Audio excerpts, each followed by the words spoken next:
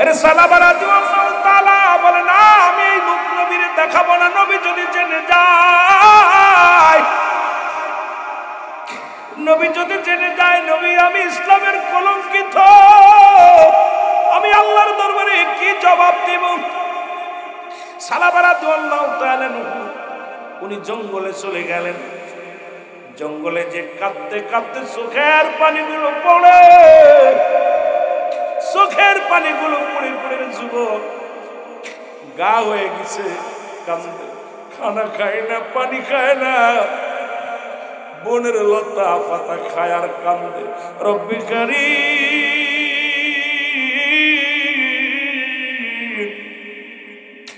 আমি গুনাহগার, আমি পাপী, আমার একটু মাফ করো আরে রব্বি কারীম, আমার মতো পাপী রে তুমি কি ক্ষমা করো আরে আল্লাহ।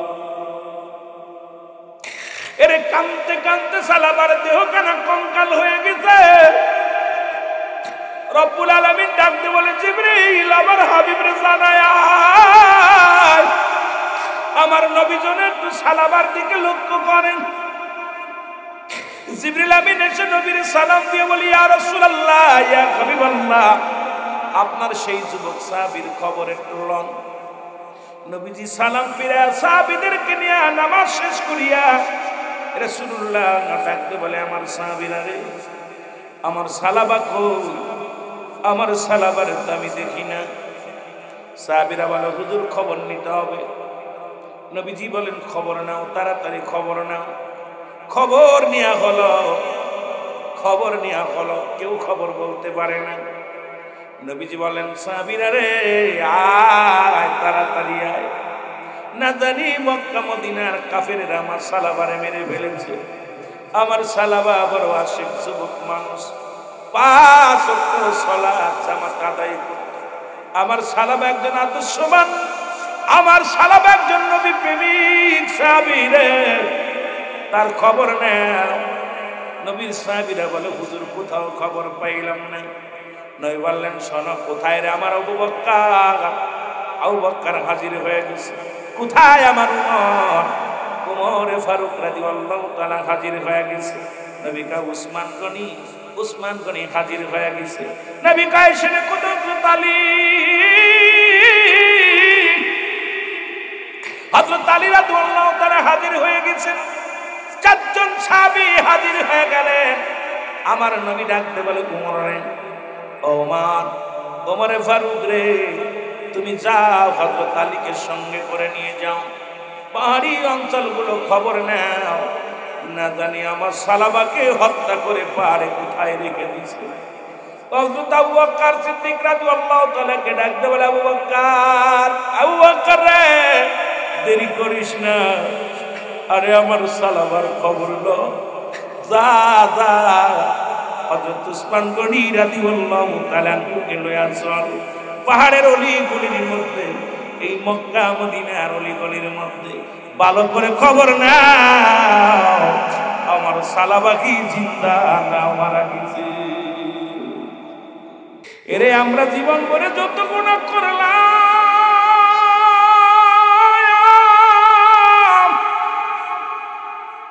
ওরে জান্নাতের বাগানে রওনা দেওয়ার কারণে সগীরা গুনাহ মাফ করলাম গো। আমরা শুধু সগীরা গুনাহ করি নাই, পদে পদে করেছি কবিরা গুনাহ। নামাজ ছেড়ে দেয়া কবিরা গুনাহ। ও যুবক, নামাজ ছেড়ে দেয়া কবিরা গুনাহ, মিথ্যা বলা কবিরা গুনাহ। এর নামাজের ধাপ তো আমরা ধারি না। 1 ওয়াক্ত নামাজ কাজা গেলে 80 খুতবা পরিমাণ জাহান্নাম। যার 1 খুতবা পরিমাণ হলো 2,88,00,000 বছরের মুসলমান। একটা খুতবা পরিমাণ যদি এতদিন জাহান্নাম হয়, আপনার আমার জীবন থেকে কত নামাজ ছুটে গেল।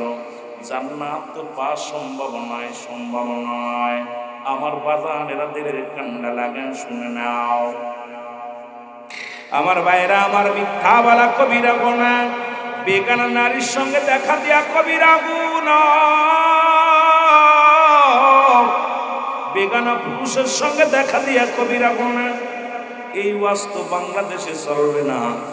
এই ওয়াজ যদি হয় অধিকাংশ ইমাম সাহেবের চাকরি চলে যাবে, অধিকাংশ মাওলানার চাকরি চলে যাবে। এক কথায় শরীয়ত মোতাবেক আজকে যদি ওয়াজ করা হয়, কারণ যাদের সঙ্গে দেখা দিয়া জায়েজ তাদের সঙ্গে বিয়ে করা হারাম, যাদের সঙ্গে দেখা দিয়া হারাম তাদের সঙ্গে বিয়ে করা জায়েজ। আজকে আমরা কত না মুসলমান, অফিস আদালত কত না আমরা করতেছি রে মুসলমান। কত বেগানা নারীর সঙ্গে অফিস করি, কত বেগানা নারীর সঙ্গে মুসলমান কথাবার্তা বলি। আরে কত গুনাহ করলাম। বেগানা পুরুষের চেহারা দেখা হারাম, বেগানা নারী চেহারা দেখা হারাম। এত গুনাহ করলা যুবক শুই না লাও, তেলের কান্ডা লাগা শোনো গো। আসমান থেকে খালি জায়গা পর্যন্ত গুনাহ আর গুনাহ করলাম। আল্লামা কুতুবী রাহমাতুল্লাহ বয়ান করে, বান্দা যখন এই গুনার কথা মনে করিয়া কোনো বান্দা আল্লাহর দরবারে খাস তওবা করে আল্লাহ বলে ডাক দেয়, আমার আল্লাহ বান্দার জীবনের দুনিয়া গুনাহগুলো মাফ করে দেয়। জোরে বলেন সুবহানাল্লাহ। এত গুনাহ করছেন, গুনাহ মাফের একটা সুযোগ এই গোবিন্দপুর আজকের জান্নাতের বাগান যারা আঁকড়ে ধরলেন। আমার বাজানেরা কবরের কথা চিন্তা করে মরণের চিন্তা, আল্লাহ আজ না হয় কাল আমি দুনিয়া থেকে চলে যাব। হয় মানুষের মৃত্যু হয় দুইটা টাইমে, হয় রাত্রে না হয় দিনে। দিন শুরু করেছিলাম মৃত্যুবরণ করি নাই, রাত শুরু করেছি এখনো মৃত্যুবরণ করি নাই। এখন রাত শেষ করতে পারবো কোনো গ্যারান্টি নেই। এই জন্য যখনই আপনি বসবেন তওবা করবেন, বেশি বেশি তওবার দরজা খোলা। কিয়ামত পর্যন্ত কোন নবী আইব না, কিয়ামত পর্যন্ত তওবার দরজা খোলা গো। বান্দা যখন কবরের কথা অন্তরের ভিতরে ঢুকে যায়, আল্লাহ আল্লাহ, যে বান্দার ভিতরে মরণের চিন্তা সেরে, সে কোনোদিন ঘুষ খাইতে পারে না, সুদ খাইতে পারে না, জিনা ব্যভিচার অন্যায় করতে পারে না, মিথ্যা বলতে পারে না, নামাজ ছাড়তে পারে না। আজকে মরণের চিন্তা নাই, কবরের চিন্তা নাই। ও বাবা, এইভাবে দিন যাবে না। ফিরাউন নমরুদ কারণ তো খোদায় দাবি করেছিল, তারাও দুনিয়ার মধ্যে নাই, তারাও চলে গেছে। আমি আপনিও চলে যাব রে মুসলমান, থাকার জায়গা না। জোরে জোরে চিল্লায় বলেন ঠিক কিনা। আল্লামা মুফতি মুসলমান কুতুবী রাহমাতুল্লাহ বয়ান করে, দুনিয়ার মানুষ শোনো, আসমান থেকে খালি জায়গা পর্যন্ত যত গুনাহ করছো গো,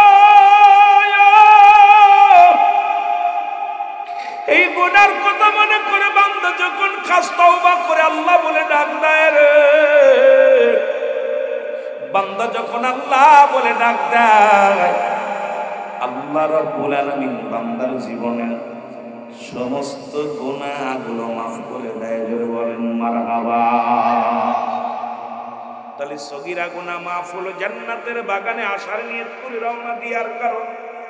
প্রতিটা কদমে কদমে গুনাহগুলো মাফ করে নিছেন, এখন বইয়া কবিরা গুনাহগুলো মাফ করে নিয়ে যাব। এই সুযোগ তো প্রতিদিন আসবে না, যে কোনো মুহূর্তে মরণ চলে আসতে পারে, যে কোনো মুহূর্তে আজরাইল আলাইহিস সালাম আসতে পারে। মুসলমান মানুষের মৃত্যু হয় দুইটা টাইমে, একটা হলো রাতের বেলা, একটা হলো দিনের বেলা। দিন শুরু করেছিলাম, মৃত্যুবরণ করি নাই। রাত শুরু করে এখন 10টা বাজতে চলল, এখনো মৃত্যুবরণ করি নাই। ও মুসলমান, 10টা পার হয়ে গেছে, এখনো মৃত্যুবরণ করি নাই। সকাল পর্যন্ত বেঁচে থাকবো কেউ বলতে পারি না। এই জন্য মুসলমান যেহেতু মাসুমের মাসুম মাহফিলে আসতে পারে রে বাবা। এই মাহফিলে জীবনে কত বসলাম, গুনাহ মাফ করাতে পারি নাই। মাহফিলে বসে গুনাহ মাফের চিন্তা লয়া জান্নাতের বাগানে বসবো। আল্লাহ যেন আমাদের মাসুমের মাসুম বানায় দেন। সবাই আমার সঙ্গে তওবা করেন, আস্তাগফিরুল্লাহ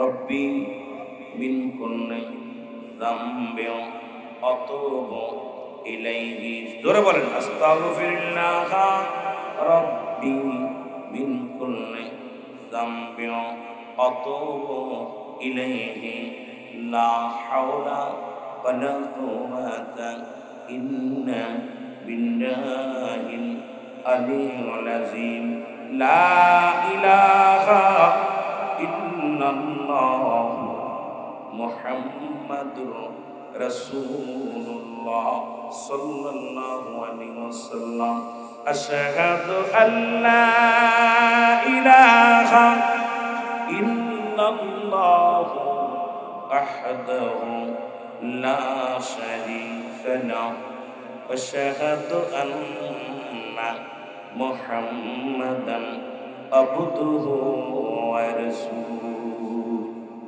এখন যদি আপনার মরণ হয়ে যায় সার্থক জীবন, কারণ কিয়ামত পর্যন্ত আর কোন নবী আসবে না। এখন যদি মরণ হয়ে যায় রব্বি কারিমের কাছে বলতে পারবেন, রব্বি কারিম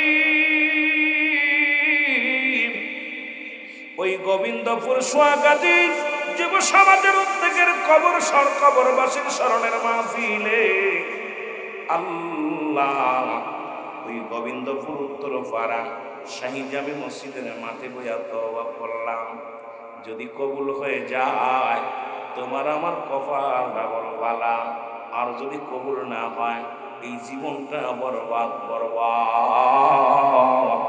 যেমন মুসলমান শোনো, মৃত্যুর আগেই তিনটা আযাব আল্লাহ দিয়ে দেয়, তিনটা গজব আল্লাহ, তিনটা পাপের শাস্তি দুনিয়া থেকেই মানুষের দিয়া দেয়।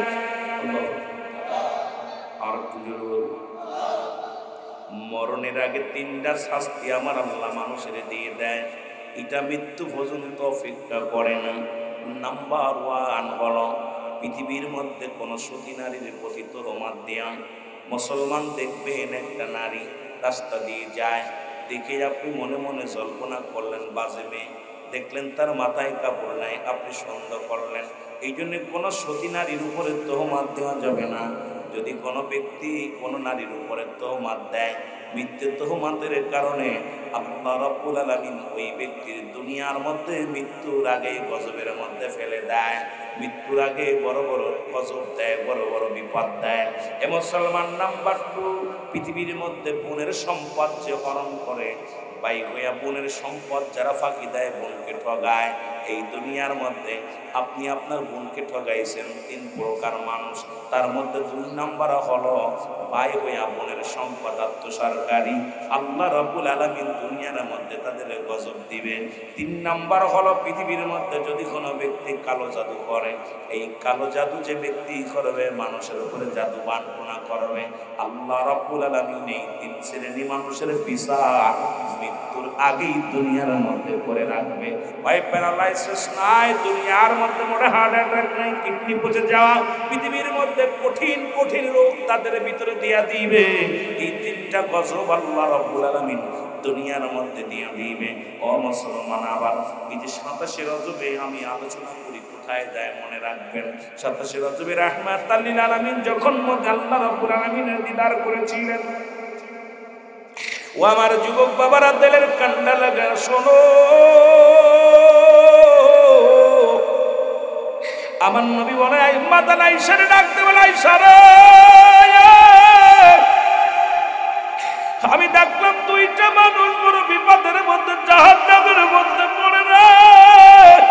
নাম্বার 1 হলো, নবী বলে নাম্বার 1 ওই জাহান্নামের মধ্যে একটা আগুনের নদী আছে, এই নদীর মধ্যে তারা সাঁতার কাটবে, এই নদীর পানির মধ্যে তারা সাঁতার কাটবে, আগুনের নদীর মধ্যে।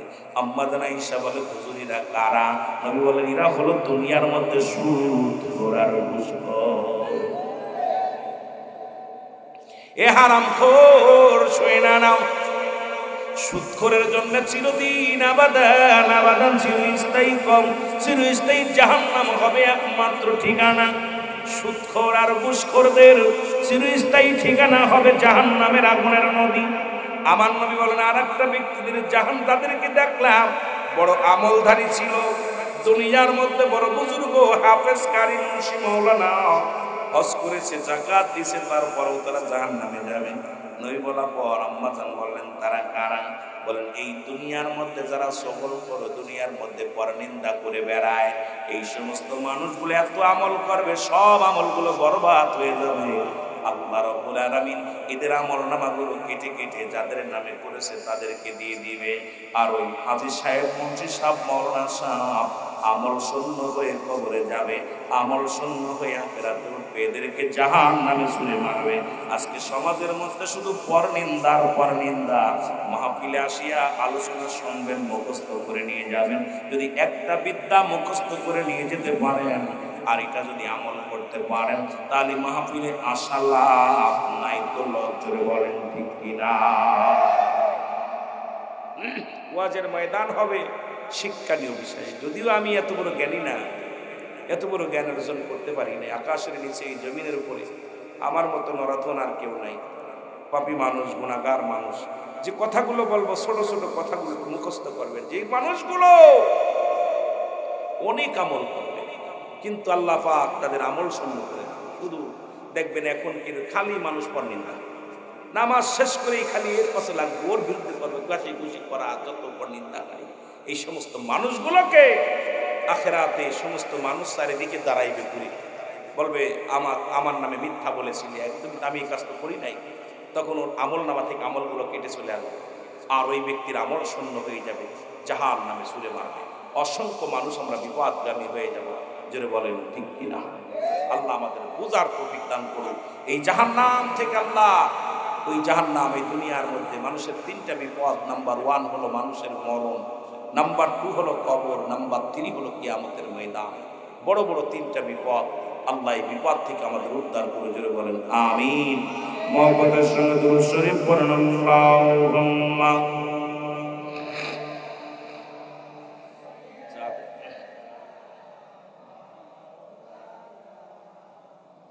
আরো জোরে বলুন আলা আলি সাইয়্যিদিনা।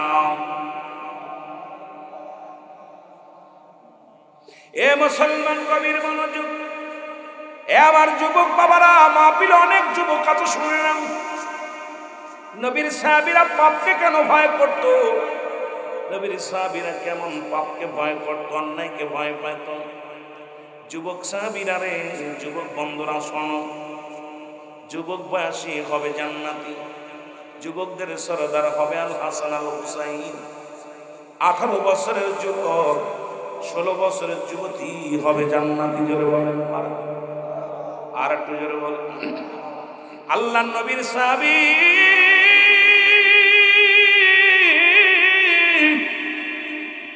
আমি যুবকদের বলে যাই, যুবকদের নিয়ে একটু আলোচনা করি, তারপরে আমি অন্যদিকে চলে যাই।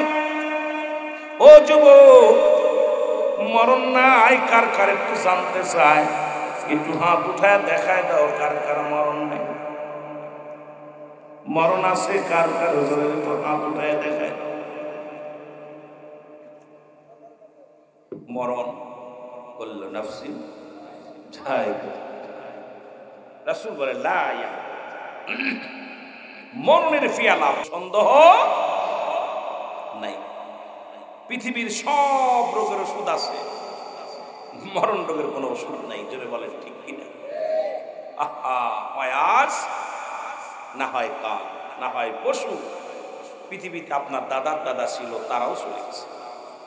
আমার ভাইয়েরা, আমার বন্ধুরা, আমার নবীর একজন প্রিয় সাহাবী গো। আজকে তো বাংলার ঘরে পর্দা নাই। ছোট্টবেলা জানতাম কুমিল্লার জমিনে পর্দাশীল বেশি, কুমিল্লার মানুষ আলেম বেশি। এখন আয়া দেখি রে, কুমিল্লার জমিনে একেবারে নষ্ট হয়ে গেছে রে বাবা। কারণ মনে ছোটবেলা যা শুনেছি তার বিপরীত। এখন রাস্তাঘাটে মেয়েরা, ঘাটের মধ্যে মেয়েরা, রাস্তার মধ্যে মেয়েরা, বাজারে মেয়েরা। মা গো, একটু দরদি মা, একটু দিলের কান্ডা লাগা শুনেনি। যুবক বাজারেরা দিলের কান্ডা লাগা শোনো।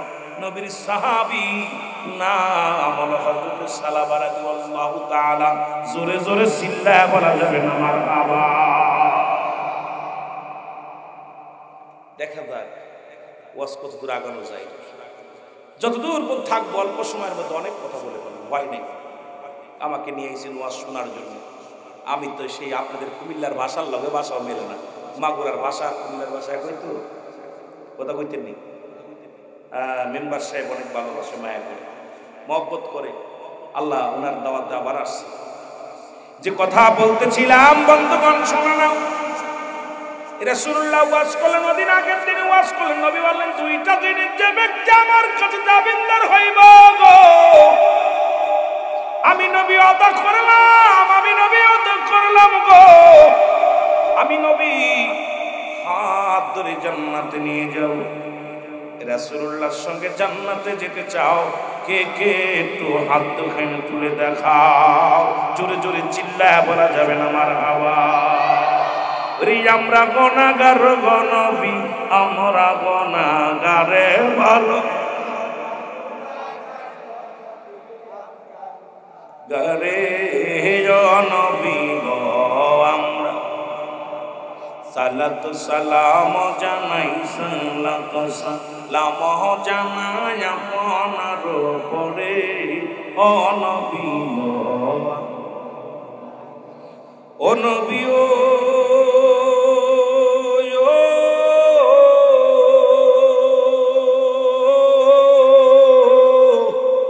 এই গোবিন্দপুরের আশেকেরা হইয়া দেওয়ানা,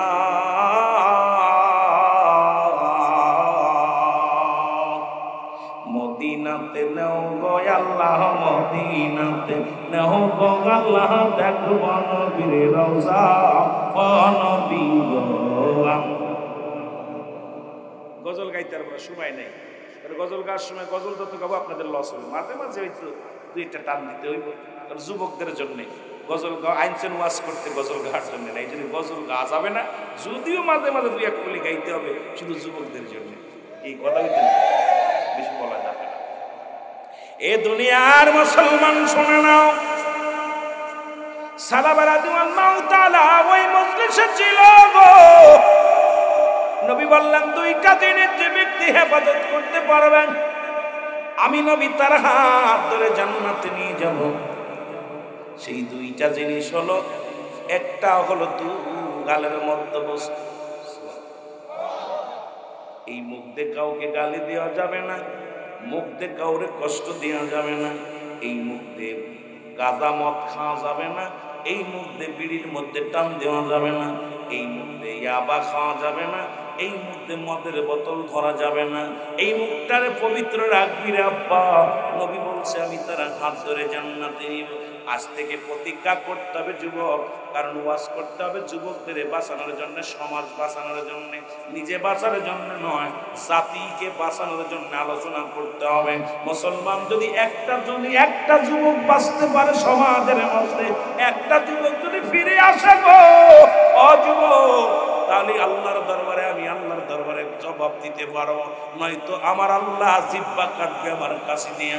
বক্তারে সুর দিয়েছিলাম, তোরে জ্ঞান দিয়েছিলাম, মানুষকে পাম মেরে শুধু ওয়াজ করছি, মানুষের হক কথা বলিস নাই, জোরে বলেন ঠিক কিনা? আজ থেকে প্রতিজ্ঞা করব, এই মুখের মধ্যে আর গাঁজা, গুলি, বিড়ি, সিগারেট কিছু দেব না। রাজি তো? আমার নবী বলে 2 নাম্বার হলো আমি নবী ওয়াদা করেছি রে, আপনারা কিন্তু হাত উঠাইছেন নবীর শানে জান্নাতে যাবেন, হাতটা উঠায় ফেলেছে। 2 নাম্বার হলো রাসূল বলছে 2 পায়ের মধ্যবস্তু, একমাত্র স্ত্রীলিঙ্গ পুরুষলিঙ্গ, এটা একমাত্র স্বামী ব্যতীত স্ত্রীর কাছে, স্ত্রীর হক নষ্ট করবে না স্বামী, স্বামীর হক নষ্ট করবে না স্ত্রী। এই দুইটা একমাত্র স্বামী ব্যতীত স্ত্রী অন্য কারোর কাছে যাবে না, স্ত্রী ব্যতীত স্বামী অন্য কারোর কাছে যাবে না। এখন আমার বাংলাদেশে প্রতিটা ঘরের মধ্যে জিনা ব্যভিচার শুরু হয়েছে। স্বামী থাকে লন্ডন, আমেরিকা, বাবি সব বন্ধু গুছায়া যায় হোটেলে, বন্ধু গুছায়া বয়ফ্রেন্ড বানায়া স্বামী বানায়া ঘোরাফেরা করে।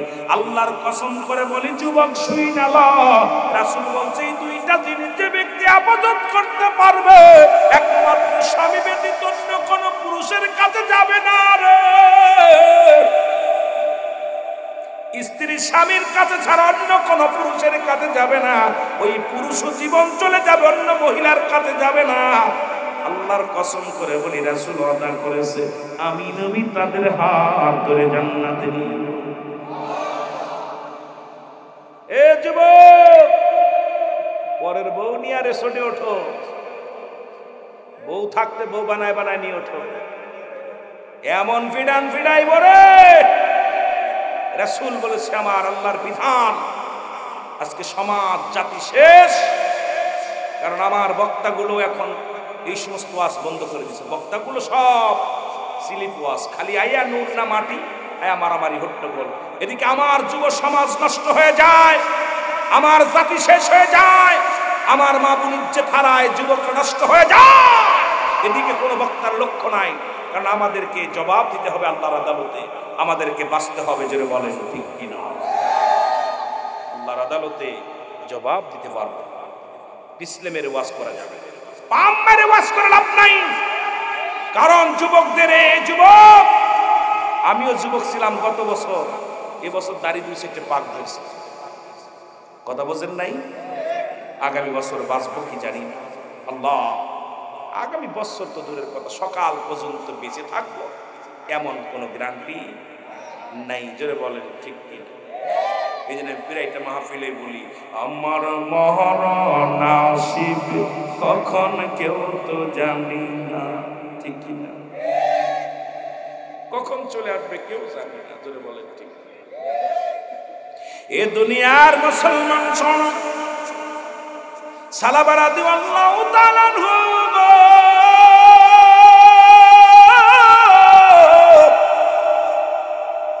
উনি রাসূলুল্লাহর কদম থেকে আসতেছিল, রাস্তা দিয়ে যায়, হঠাৎ দেখে ওই এক বাড়ির সামনে দিয়ে যাইতেছিল, বাড়ির পর্দার কাপড় সরে গেছে, আর একটা মহিলা গোসল করা অবস্থা ছিল।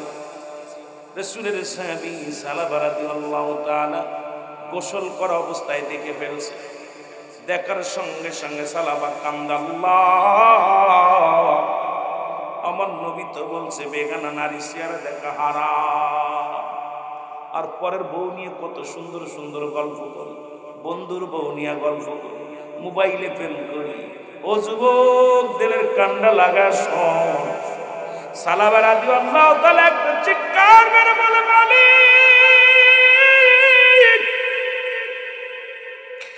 আমি তো জালেমদের অন্তর্ভুক্ত হয়ে গেছি গো আল্লাহ। আমি যে বেগানা গাড়ির নারীর গোসল করা দেখে ফেললাম। আজকে নারী পর্দা নাই গোসল করে, মুসলমান বিলে খালে বিলে ঘাটে, একটা বাড়ি পর্দা নাই রে যুবক। কষ্ট হয়, বড় কষ্ট। এর নামাজ যেমন ফরজ, পর্দা তেমন ফরজ, কিন্তু পর্দা তো নাই রে। ওয়াজ করে কি হবে এই দেশে? হবে একটা জিনিস হবে, বক্তার হবে বাড়ি গাড়ি, বক্তার সুর ভালো হলে টাকা বাড়ে প্রতিদিন রাত্রি। আর এই টাকা পাইয়া বক্তা 10 তলা 12 তলা ভিআইপি গাড়িতে চলতে পারে, শ্রোতারে কিছু দিতেছি না। শ্রোতা শুধু আসন আর যাওন আর খাওয়ান, বক্তার কিছু হয়, কমিটিরও কিছু হয়, কিন্তু মাঝখানে আমার বাজানেরা সর্বনাশার মূল রাত জাগিয়া জাগিয়া চলে যায়। আল্লাহ আমাদের গুনাহগুলো তুমি মাফ করে দিও। জোরে বলে না আমি, আর তো জোরে জোরে চিল্লায় বলা যাবে না আমি। নবীর সাহাবী বয়া গেছে মাটির মধ্যে, আল্লাহ আমার এই কথা যদি নবী জেনে যায় যে আমি বেগানা নারী দেখে ফেলেছি রে। নবী সাহাবীদের আদর্শ, যদি নবী জেনে যায় যে আমি বেগানা নারী দেখে ফেলেছি, যদি আল্লাহ রাব্বুল আলামিন জিবরিলকে দিয়া জানা খবর দিয়ে দেয় আমার নবী রে, আমি কেমনে মুখ দেখাবো? আমি তো একজন মুসলমান। হে মুসলমান, আমি তো একজন মুসলমান। আমি মুসলমান হয়ে একটা বেগানা নারী দেখে ফেললাম, আর আমার দেশের পীর সাহেবরা খাদেমের বউ দিয়া পা টিপা আছে না, রাগ করেন না, খাদেমের বউ খাওয়াইয়া দেয়, দেখি হুজুরের মাথায় তেল মেখে দেয়। আবার অনেক বিষয় বাসে শুনলে আবার আমার রুহুল আমিন সাহেব আমাদের পাশে লাগলো কেন? আমি কারোর পিছে লাগি না, কারণ আপনার কারণে আজকে অনেক হক্কানি আলেম হক্কানি পীরের দুর্নাম হয়। জোরে বলেন ঠিক কিনা? ভণ্ডদের কারণে। আরে ভণ্ড কোনোদিন পীর হয় না, পীর কোনোদিন ভণ্ড হয় না। জোরে বলেন ঠিক কিনা? ভণ্ডগুলোর জন্য যন্ত্রণায় আছে। পরের বউ দিয়ে, মুড়িদের বউ দিয়ে পার্টি পায়। আরে মুড়িদের বউ দিয়ে যদি পার্টি পাস, তোর বরে আমার পাটা, আমার পার্টি ফুল। যেরকম ঠিক কিনা? শরিয়াত, শরিয়াত নাই, তরিকাত নাই। শরিয়াত যার ভিতর নাই কাফের। কাফেরের সঙ্গে কোনো আপোষ নাই। জোরে বলেন ঠিক কিনা? শরিয়াত ছেড়ে দিলে সে কাফের, কাফের, কাফের। কাফেরের সঙ্গে কোনো সম্পর্ক কোনো মুমিনের থাকতে পারে না। জোরে বলেন ঠিক কিনা? কষ্ট হচ্ছে আপনাদের? আমিও পীর মুরিদি করি, ভয় নাই। আমি পীরের বিরুদ্ধে করি না, কিন্তু আমি ওই বন্ডদের পক্ষে নাই। যেটা বলেন ঠিক কিনা? আমিও পীর মুরিদি করি। যে পীরের নামাজ নাই, যে পীরের গাঁজা টানে, যে পীরে বিড়ি খায়, বয়া বয়া মুরিদের কাছে বিড়ি হাজনা নেয়। কথা বলছেন? একদিন গেছি পীরের, আপনাদের ব্রাহ্মণবাড়ি আছে, নাম কইলে কষ্ট পাবেন। বয়া বয়া দিয়ে হুজুর বেনসন সিগারেট হাদিয়া নেয়। আমি কি এইটা যদি পীর হয় তাহলে ইবলিস কোথায় যাবে? আরে যদি পীর হয় তো ইবলিসের বাড়ি যাবে কই? এদের কিছু ভুলের কারণে আজকে আলেম জাতি কলসিত, আর আমরা মৌলবীরা তাদের পা টিপি টাকার জন্য। দাওয়াত দিলেই দাওয়াত নেই, 50,000, 60,000, 80,000 দিয়ে দেয়। যায়া পীরে আল্লাহর ওলি কুতুব বানায় দিয়ে কুতুব সারা রহমাতুল্লাহ আলাইহি বলছে, এই বান্দা, তোরে তো আল্লাহ জ্ঞান দিছে, তুই ওর দালালি করলি। আল্লাহ তাআলা, আল্লাহ রাব্বুল আলামিনের গুণগান বাদ দিয়া, রাসূলের গুণগান বাদ দিয়া ভণ্ডের দালালি করে টাকা পাইলি, আল্লাহর কাছে কি জবাব দিবি? জোরে বলেন ঠিক কিনা? এই ভণ্ডদের দালালি করা যাবে না। জোরে বলেন ঠিক কিনা?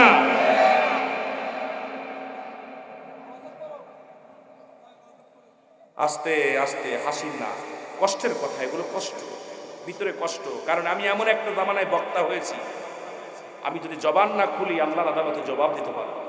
সবাই নিরাপত্তা পালন করে, আমরা সব পিছলে মারতেছি। এগুলো আমাদেরকে আজকে হক্কানি আলেমদের কলঙ্ক হচ্ছে, হক্কানি ওলি আল্লাহর কলঙ্কিত হচ্ছে।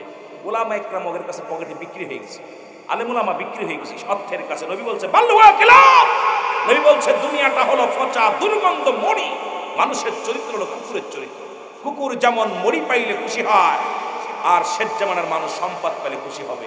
আমার 1 লাখ দিয়ে কিনে ফেলেছে, কথা বলছেন না, 50,000 কিনে ফেলেছে, বেচা কিনা হচ্ছে। এগুলো আলেম যদি হয়ে বিক্রি হয়ে যায়, মাথা বিক্রি করি। আমার জ্ঞান নাই কোনটা ভালো মন্দ, কোনটা বোঝার জন্য। একটা পীরের ভিতরে 9টা গুণাগুণ থাকা লাগবে। সর্বনিম্ন শরিয়াতের গুণ তো থাকতেই হবে যদি কামেল হতে হয়। এখন শরিয়াত নাই, তরিকত নাই, মারেফাত নাই, হাকিকত নাই, এলমে হুজুরি নাই, এলমে হুসুলি নাই, শরিয়াতের জ্ঞান নাই। তারে বাবা বাবা কইয়া পাগল হইতেছি, তার পিছে কি আছে? যা আছে এগুলো। আর ওর কারণে আজকে তাম পৃথিবীর হক্কানি আলেমদের, হক্কানি ওলামা ইকরাম, হক্কানি বিশ্বের পীর ওলিদের দুর্নাম করা হচ্ছে। জোরে বলেন ঠিক কিনা? ভাবতে হবে। আল্লাহ এত দাবি করা ছুট হয়ে ফেলবে না। আল্লাহ কয় ওলি কারা হয় জানেন? এই কোরআন শরীফে থাকো না। আল্লাহ বলে সূরা ইউনূসের মধ্যে 11 নম্বর পারা 62 নম্বর আয়াত, আল্লাহ বলে আলা সাবধান, ইন্না নিশ্চয়, আল্লাহ ইন্না উলিল্লাহি, আল্লাহর তরফ থেকে ওলি হয়। ওলি মানুষে বানায় না, বাপ দাদারটা ভাগাভাগি করে নিছো। পাইছো কি গুলো? ওলি বানায় কে? কারণ 3 বাপ বিটা 3টেই পীর, দলা পীর, কালা পীর, কটা পীর, দাদা পীর। এই ভণ্ড পীর বাপ দাদারটা ভাগাভাগি করে নিয়া, ভাগাভাগি করে শ্রেণী ভাগাভাগি করে, জমি জমা ভাগাভাগি করে, সবগুলো ভাগাভাগি করে নিয়ে শুরু করছি। জোরে বলেন ঠিক কিনা? আমার ভাইয়েরা, আমার বন্ধুরা, আমার গভীর মনোযোগ। যদিও শুনতে মনে হচ্ছে কড়া কথা বলতেছি, কষ্টে পড়ে বলতেছি, আমার মতো শত শত দালাল বাইর হয়ে গেছে। ইহুদিদের দালাল, খ্রিস্টানদের দালাল। এই দালালগুলো আলোচনার ময়দানে যাইয়া পাম মেরে মেরে আলোচনা করে পুরো জাতিটারই শেষ করে ফেলাইতেছি। জোরে বলেন ঠিক কিনা? আর একটু জোরে জোরে চিল্লায় বলা যাবে না ঠিক কিনা? আল্লাহ কমিনান নাস, মানুষের মধ্যে মায়া করো, তারা বলবে আমান্না, ঈমান আনছে বিল্লাহি, আল্লাহর প্রতি, ওয়াবিল ইয়াউমিল আখির, কিয়ামতের প্রতি বিশ্বাস স্থাপন করেছে। মা বিল মুমিনিন,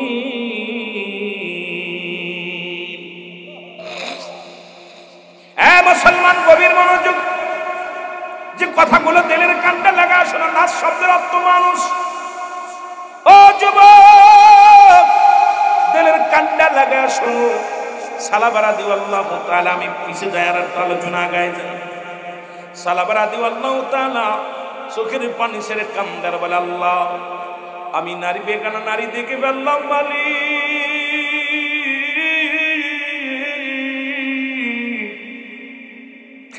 আমি তো আমার নফসের সঙ্গে জুলুম করে ফেললাম রে আল্লাহ। আমার আল্লাহ যদি আমার মাফ না করে, কে আমি বাঁচাইব? আমার নবী যদি জেনে যায়, আমি জাহান্নামী হয়ে যাব। আদম নবী একটা ভুল করিয়া কেঁদেছিল, আমার সাথে পড়েন, রব্বানা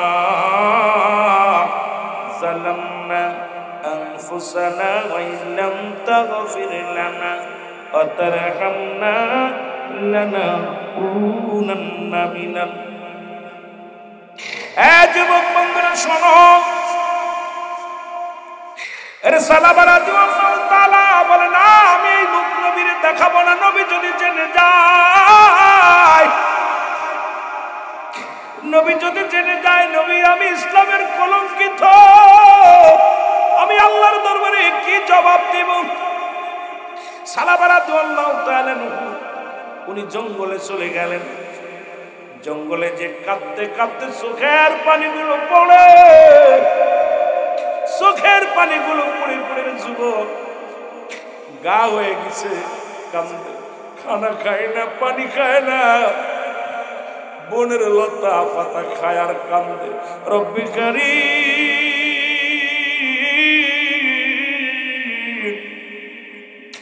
আমি গুনাহগার, আমি পাপী, আমার একটু মাফ করো আরে রব্বি কারীম।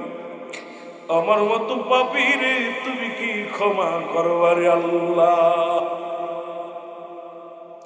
এরে কাঁদতে কাঁদতে সালাবার দেহ কানা কঙ্কাল হয়ে গেছে। রব্বুল আলামিন ডাকতে বলে, জিবরিল, আমার হাবিবরে জানায়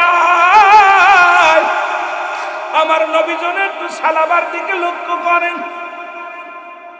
জিবরিল আমিন এসে নবীর সালাম দিয়ে বলি, ইয়া রাসূলুল্লাহ, ইয়া হাবিবাল্লাহ, আপনার সেই যুবক সাহাবীর খবর একটু লন।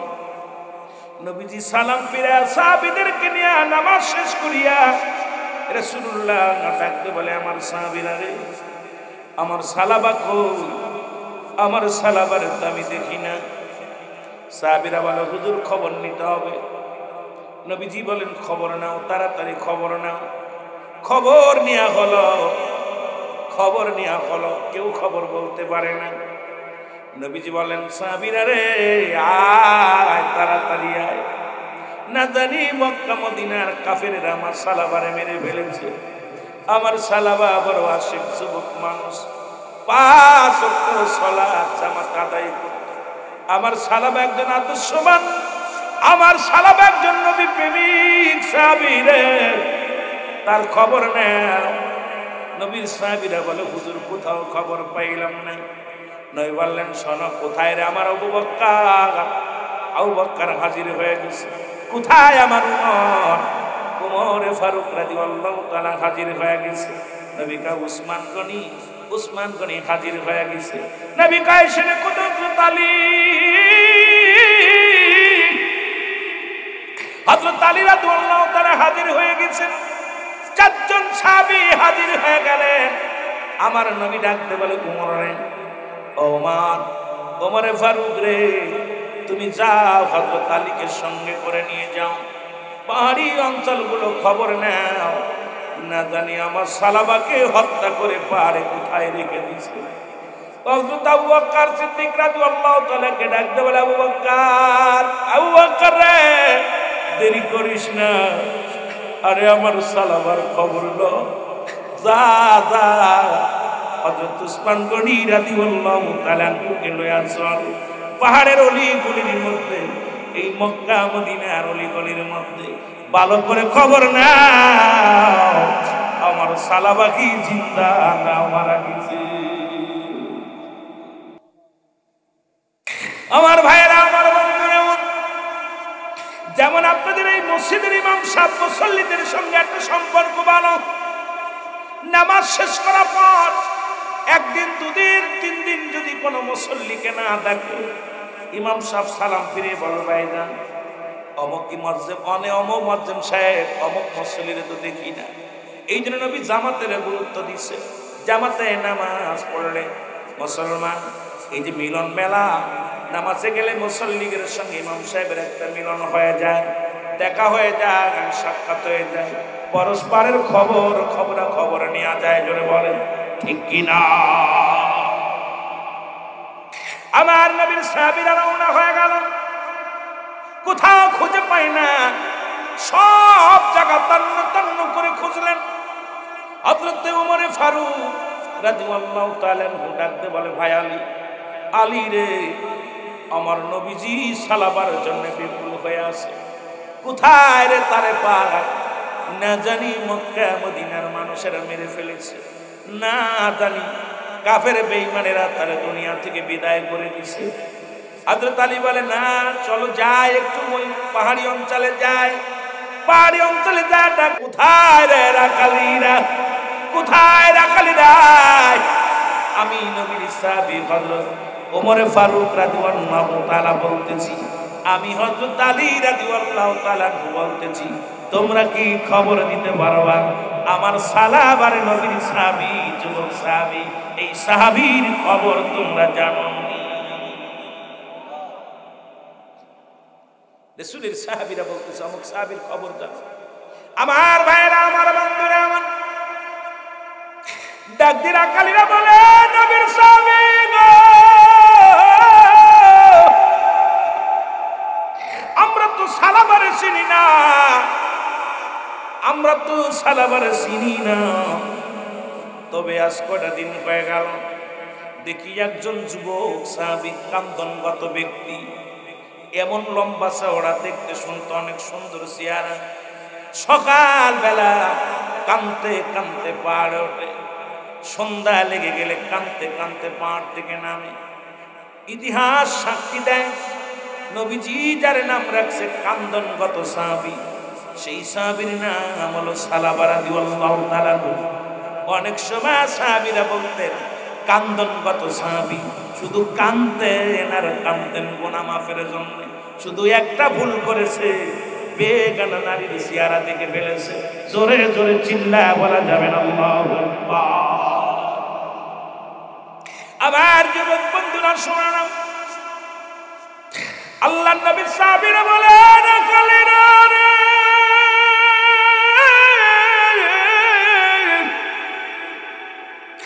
তোমরা কি সালাবারে দেখছো নি?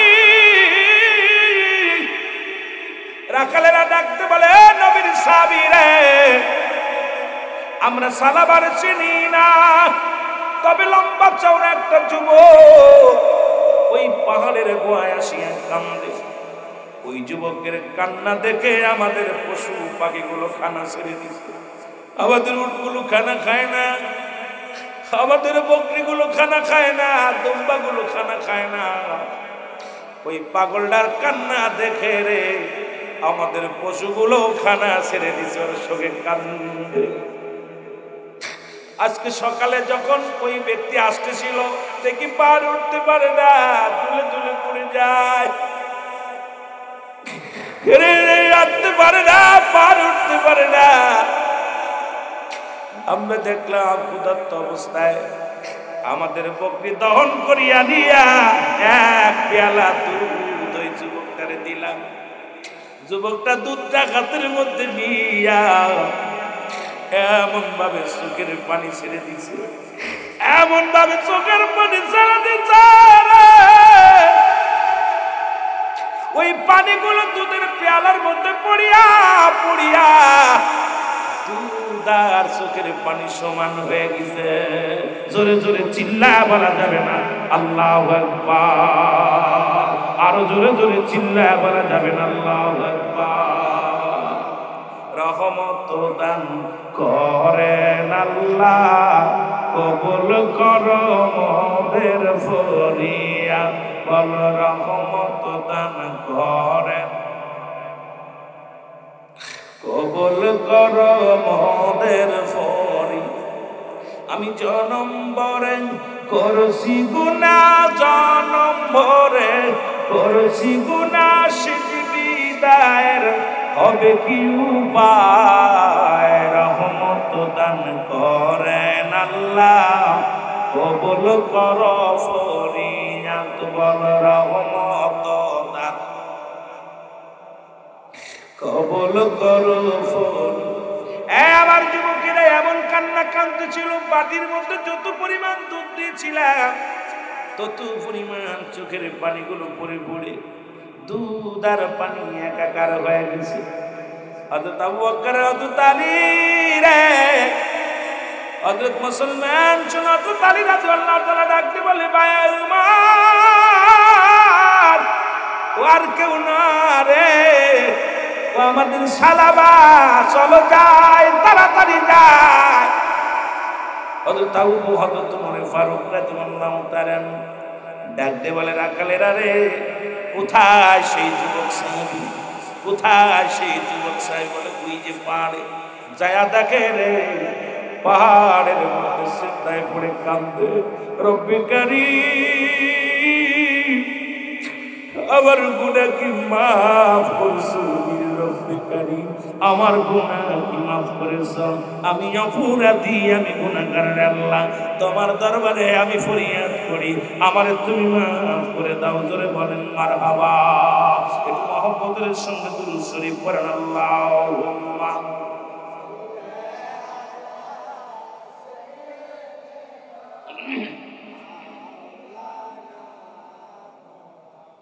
আরো জোরে বলেন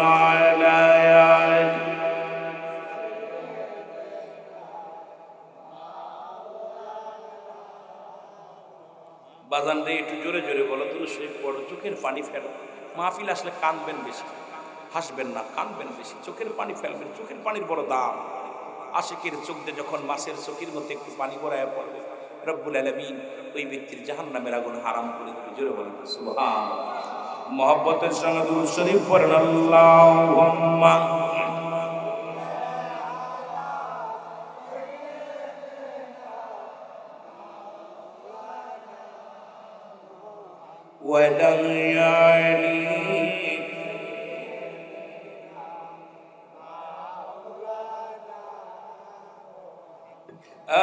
নবী মুহাম্মদ, তুমি পারের কান্ডারো,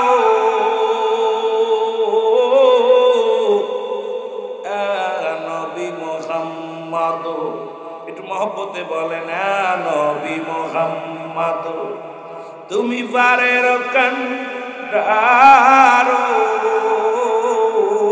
তোমাকে দি আসেন আল্লাহ রহমতের ভারো। নবী মুহাম্মদ, জোরে জোরে বলেন, নবী মুহাম্মদ, তুমি পারের কান্ডারো, তোমাকে দি আসেন আল্লাহ রহমতের ভারো।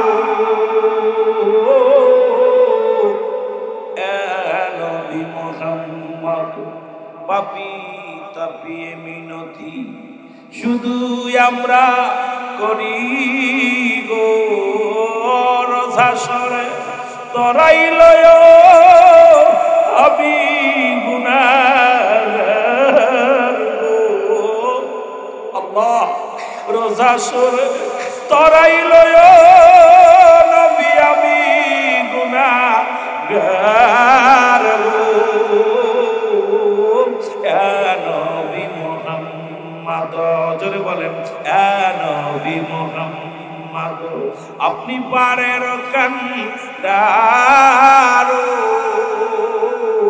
তোমাকে দি আসেন আল্লাহ রহমতের ভারো। নবী মুহাম্মদ, ওমা আরসালনাকা ইল্লা রাহমাতাল লিল। আহা, ভাগ্যবান যুবকেরা, নবী রাহমাতাল লিল আলামিন উম্মতের জন্য যেন বলেন ঠিক কিনা। আর এ আমার ভাইরা, আমার বন্ধুরা, আমার পিছন থেকে সালাবারে সালাম দে, আসসালামু আলাইকুম। সালাবা সালাবা শুধু হাও মাও করে কান্দে। সালাবা বলে আলাইকুম আসসালাম, কে গো তুমি? সালাবা রে তাকায়া দেখো আমরা নবীর সাহাবী, আমি তোমার সামনে, আমি উমরে ফারুক তোমার সামনে হাজির হয়ে গেছি, আমি হযরত আলী রাদিয়াল্লাহু তাআলা হাজির হয়ে গেছি।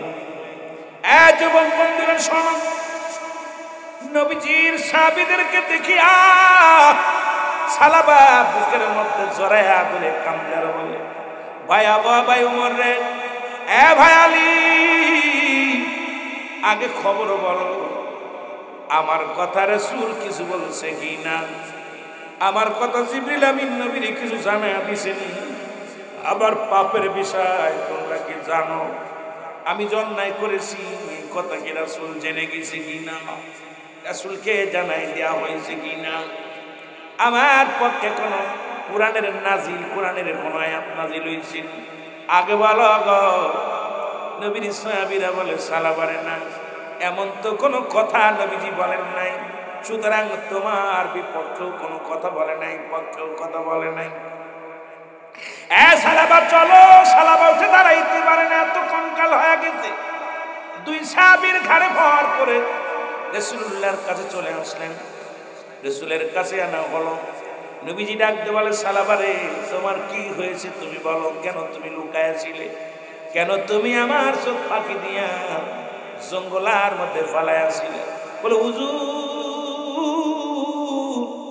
আমি যে চোখের জিনা করে ফেলেছি নবী গো, একটা বেগানা নারী গোসল করা অবস্থায় আমি দেখে ফেলেছি নবী গো। আমার আল্লাহ যদি আমার ওই জিনা চোখের জিনাকারী হিসেবে আপনার কাছে জানিয়ে দেয় নবী গো, আল্লাহর দরবারে আমি কি জবাব দিব? আজকে আমাজকে ডাকলাম ও মুসলমানদের মধ্যে, ও মুসলমান শোনো, একজন মওলানা সাহেব তার নিজের ছাত্রীকে 5 মাসের অন্তঃসত্ত্বা বানিয়ে দিছে, আবার মাদ্রাসার নাম দিয়া এদের কি আল্লাহর ভয় নাই, কবরের ভয় নাই? এমন শুধু মাদ্রাসায় মাঝে মাঝে শুনি বলৎকার ধরা পড়ছে। আমার বড় কষ্ট হয়, এই সমস্ত মৌলবীদের বিচারটা কঠিন ভাবে করার দরকার, জোরে বলেন ঠিক কিনা? কারণ জিনার বিচার হলো মুসলমান শোনো, যদি কোন যুবক, কোন অবিবাহিত যুবক, অবিবাহিত যুবতী যদি জিনা করে, ও যুবক শুনেন, আজকে তোদের ওয়াজ শোন, অবিবাহিত নারী, অবিবাহিত পুরুষ যদি জিনা করেন, শাস্তির বিধান হলো 100 ডুরা তার গায়ের মধ্যে মারতে হবে। 2-4টে মারা পাওয়ার জন্য মারা যায়, এমন ভাবে মারতে হবে যেন মারা যায়। অবিবাহিত থাকার কারণে, অবিবাহিত নারী পুরুষ থাকার কারণে মারা গেলে তাদের গোসল করাতে হবে, এরপরে তাদের কাপড়ের কাপড় পরাইতে হবে, তাদের জানাজা পড়তে হবে, তারপরে তাদের মাটি দিতে হবে। বাকি যে বেতের আঘাতগুলো থাকবে, চাবুকের আঘাতগুলো থাকবে, এটা কবরের উপরে মারতে হবে। আর বিবাহিত যদি কোনো পুরুষ, কুমিল্লার বাবারা শোন, গোবিন্দপুরের বাবারা শোন, সোহাগাতির বাবারা শোন,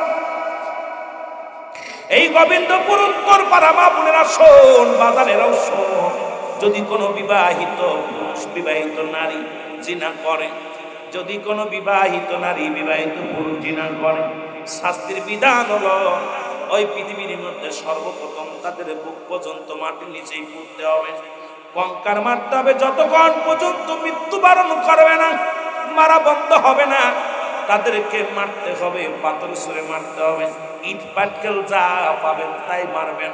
যখন মারা যাবেন নিশ্চিত হয়ে গেছেন মারা গেছে, মারা যাওয়ার পর একইবার মাটি করে উপরে উঠাইতে হবে। উঠাইয়া কোনো বিবাহিত নারী, বিবাহিত পুরুষ কোনো জানাজা পাবে না, বিবাহিত নারী, বিবাহিত পুরুষ কোনো কাফন পাবে না, বিবাহিত নারী বিবাহিত পুরুষ কোনো দাফন পাবে না, কবর দেওয়া যাবে না, কোনো গোরস্থানে শোয়ানো যাবে না। বিবাহিত হওয়ার কারণে যদি কোনো নারী পুরুষ জিনা করে ফেলে, ও মুসলমান শুনে নাও, এদেরকে কখনো গোরস্থানে তাদের দেওয়া যাবে না। এই দিবালয়ে মানুষের সামনে কুকুর শিল দিয়ে লাশটা খাওয়া দিতে হবে। জোরে বলো আল্লাহু আকবার। এই পরের বউ নিয়ে চলে যাস, পরের বউ আর পরের স্বামীর কাছে যা। এই যুবকরা শোন, বিবাহিত নারী বিবাহিত পুরুষের কোন দাফন কাফন জানাজা একটাও পাবে না, তাদেরকে কুকুর শিল দেখায় দিতে হবে। এখন আমার দেশে এই ওয়াজ তো করে না, কোন করলেই তো প্রশাসন আমাদের বিপক্ষে। যে দেশে লাইসেন্স দেওয়া হয় জিনার, যে দেশে মদের লাইসেন্স দেওয়া হয়, এদেশে কি ওয়াজ করব? কিসের জন্য বক্তা হলাম? মাঝে মাঝে চিন্তা করে আল্লাহ জবাব দিব। যে দেশে লাইসেন্স দেওয়া হয়, অসংখ্য পতিতালয়, যে দেশে মদ গাঁজা ইয়াবা, আজকে গাঁজা মদ আপনার জিনা করে জেলে গেলে ফুলের মালা পাওয়া যায়। এদেশে কি ওয়াজ করে? এদেশে ওয়াজ করে শেষ, জেলে গেলে ফুলের মালা গলায় নিয়ে ঘুরে। আর লজ্জা করে না? তুই তো জিনা করে ঢুকলি, জিনাখোর। আর তাদেরকে বাঁচানোর জন্য ওলামা ইকরাম ঐক্যবদ্ধ হয়। আরে জিনাখোরের পক্ষ নেয় যারা, এরাও মানুষের ভিতরে পড়ে না। জোরে বলেন ঠিক কিনা? জোরে বলেন ঠিক কিনা? সুদখোর যে সুদ খায় আর যে সুদ দেয় সমান অপরাধী, আর যিনি সাক্ষী তাকে সেও সমান অপরাধী। আজকে আমি আশ্চর্য হয়ে যাই, বাংলাদেশে জিনা করে জেলে গেলে ফুলের মালা পাওয়া যায়। এই তোদের পায়ে ধরে বলে যায়, কোন সন্তান জিনা করলে খবরদার ওর মামলা লড়বি না, ওকে যায় আর একবারে ই করে দিবি, খাতায় লিখে দিব সন্তান আমার না, ত্যায্য করে দিলাম। ওকে যেন ফাঁসি দেওয়া হয়, ওকে যেন কুকুর শিল দেখায় দেওয়া হয়, যদি বাঁচতে চাও কবরে। না হলে ওই সন্তানের কারণে তোমার জীবন বরবাদ। ছেলে মেয়ে তো আমানত রাখছে, ওটা আপনার না। আমানত খেয়ানত করার অধিকার আপনার নেই। খেয়ানত করার অধিকার না। ছেলে কার, মেয়ে কার? সব আল্লাহ। জোরে বলেন কার? আর আপনি মামলা দিচ্ছেন, যে মেয়ে জিনা করে, যে ছেলে জিনা করে, তার পক্ষ নিয়ে আদালতে যান। লজ্জা করেন আপনার? লজ্জা করা উচিত। যদি বিন্দু মাত্র আল্লাহর ভয় থাকতো, বিন্দু মাত্র জাহান্নামের ভয় থাকতো, বিন্দু মাত্র মরণের ভয় থাকতো, জিনাকারীর পক্ষে সাফাই জীবনে গাইতেন। জোরে বলেন ঠিক কিনা? জিনাখোর, সুদখোর, ঘুষখোর, এদের পক্ষ জীবন নিতেন না। মারা যাবেন, এদের পক্ষ নিবেন না। আর দুনিয়ায় আইসি একদিন, আগামী দিন বাঁচব বলে বিশ্বাস নাই। সুতরাং আমি দেখি আমার দেশে অসংখ্য বাবারা ওই মেয়ের পক্ষ নেয়, অসংখ্য বাবারা ছেলের পক্ষ নেয়। আর জিনাকারী তো জিনাকারী, মদখোর তো মদখোরি, নারীখোর তো নারীখোরি। ও তো কারো বাবা মা হতে পারে। ওদেরকে দূরে ফেলে দিতে হবে। একটা বিচার যদি করা হতো এই কুমিল্লার জমিনে, সোয়াগাজীর জমিনে, একটা ব্যভিচার অন্যায় চলতো না। যদি বলেন ঠিক কিনা? বিচার নাই। টাকা খাইলে মেম্বার চেয়ারম্যান টাকা খায়, পুলিশ প্রশাসন টাকা খায়। আমার দেশের পুলিশরা হা করে থাকে, আমার দেশের প্রশাসন হা করে থাকে, আমার দেশের উকিলরা হা করে থাকে, আমার দেশের জজেরা হা করে থাকে, বিচারক হা করে থাকে টাকা খাওয়ার জন্য। আর আমরাও কপাল পুরা টাকাগুলো দিতেছি। জোরে বলেন ঠিক কিনা? জোরে বলেন ঠিক কিনা? কষ্ট হয়, কষ্ট হচ্ছে। এইগুলোর মধ্যে যারা জড়িত তাদের তো জ্বলতে জ্বলতে যাচ্ছে, যাচ্ছে না আব্বা? তাদের জ্বলতে জ্বলতে যাচ্ছে। কিন্তু আমার আব্বারে যদিও শুনতে খারাপ লাগে, আব্বারে সময় আছে এখনো না, সাবধান না যদি না হই, পরবারে কি জবাব দিব আল্লাহর দরবারে? আরে মানুষ শুধুই বেহুশ দুনিয়ার পিছে, কি জবাব দিবি রে তুই আল্লাহর কাছে? জোরে বলেন, কি জবাব দিবি রে তুই আল্লাহর? আরে মানুষ শুধু বেহুশ, আরে মানুষ শুধু বেহুশ দুনিয়ার পিছে, কি জবাব দিবি রে তুই আল্লাহর কাছে? বলেন, কি জবাব দিবি রে তুই আল্লাহ? সময় কিন্তু বেশি নাই, নিঃশ্বাসের তো বিশ্বাস নাই।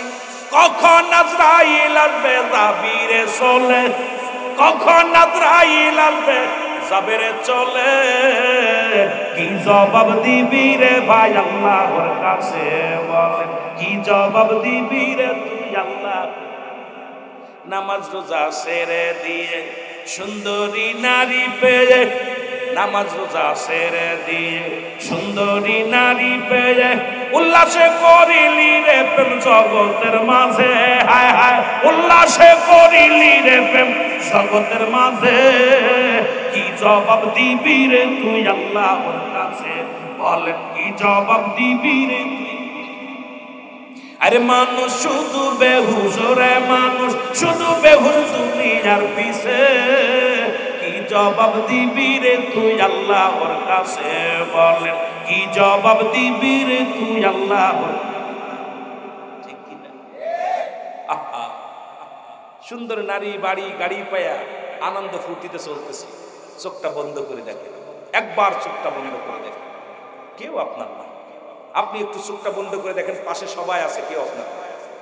চোখটা খুলে বন্ধ করে আবার খুলে দেখেন, এই তো আমার আপনার জিন্দেগি। আমার ভাইয়েরা, আমার বন্ধুরা, আমার রাসূলুল্লাহ বলেন, সালাবা রে কি হয়েছিল বলো, মনে আসেনি? সালাবা বলে, ইয়া রাসূলুল্লাহ, ইয়া হাবিবাল্লাহ, আমি মনের জানতে ভুল করে ফেলেছি। বলেন, সালাবা রে তোমার এই পাপের কথা রব্বে কারীম আমারে কিছু জানাই নাই, সুতরাং তোমাকে ক্ষমা করেছে আমার আল্লাহ। যদি ক্ষমা না করতো, কারণ তুমি অন্যায় করেছো, অনুতপ্ত হয়েছো, মনের অজান্তে দেখা পর তুমি অনুতপ্ত হইয়া ঘর দরজা ছেড়ে দিয়া জঙ্গলায় ঠিকানা বানায় নিছো। বলেন আল্লাহু আকবার। নবীজি বললেন, সালাবারে তুমি তাও কালেমা পড়ো আবার, আশহাদু আল্লা ইলাহা ইল্লাল্লাহু ওয়াহদাহু লা শারীকা লাহু, আশহাদু আন্না মুহাম্মাদান আবদুহু ওয়া রাসূলুহু। সালাবা রাদিয়াল্লাহু তাআলা কালেমা পড়ার সঙ্গে সঙ্গে সালাবা বলতেছি, ইয়া রাসূলুল্লাহ, ইয়া হাবিবাল্লাহ, আমার কেমন কেমন যেন লাগে।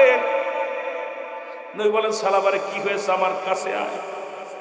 সালাবা বলে, হুজুর আমার পিছনে ঘাড়ের সিঁড়ির গোড়ে পিপিলিকা হাঁটাহাঁটি করতেছে মনে হচ্ছে, পিছনের রগের পাশে মনে হচ্ছে পিপিলিকা যেমন হেঁটে যায় তেমন মনে হচ্ছে। আমার নবী চোখের পানি আর ধরে রাখতে পারে নাই, নবীজি টাস করে জমিনের ভিতরে পানি ছেড়ে দিছে, ডাকতে বলে, সালাবা রে, ও আমার সালাবা, সালাবা রে, তোমার কাছে আজরাইল আলাইহিস সালাম হাজির হয়ে গেছে রে সালাবা, আর বেশিক্ষণ আমার সালাবা আমাদের মধ্যে নাই। রাসূলুল্লাহর চোখ দিয়ে ধাও করে নবীজি কেঁদে উঠলেন, সালাবা রে, আজরাইল তো হাজির হয়ে গেছে। সাহাবীরা পাশে দাঁড়ায় গেলেন। আমার নবীজি বলে, সালাবা রে, তুমি হাত আমার হাতের উপরে রাখো। রাসূলুল্লাহর হাতের উপরে হাতটা রাখলেন। আমার নবী বলে, সালাবা রে, কালেমা পড়ো, আজরাইল এসে গেছে, আর দেরি নাই। সালাবা কালেমা পড়তে পড়তে চিরনিদ্রায় গেলেন। লা ইলাহা ইল্লাল্লাহু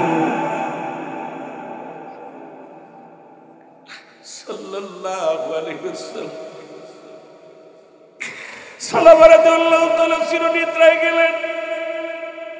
রাসূলুল্লাহ সালাবার বুকের ভিতরে নিয়ে হাওয়া করে কেঁদে বলে, সাহাবীরা রে,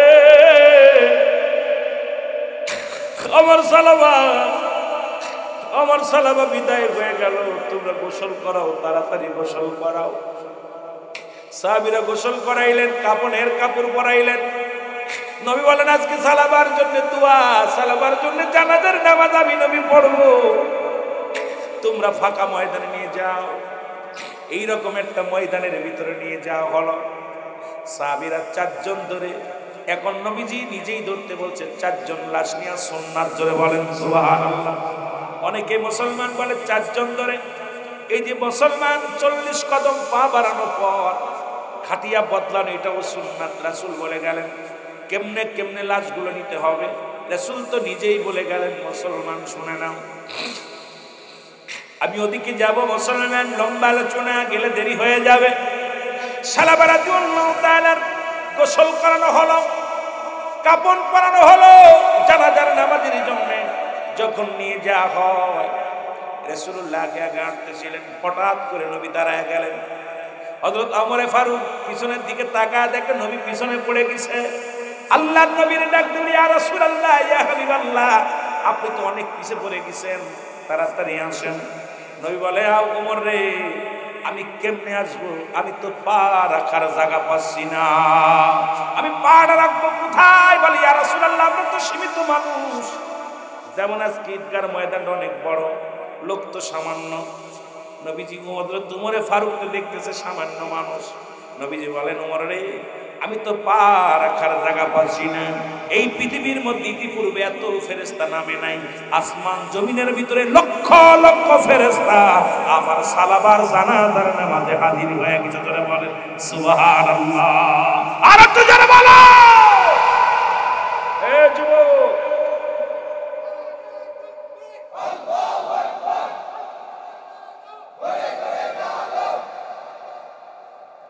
আশ্চর্য হয়ে গেছি।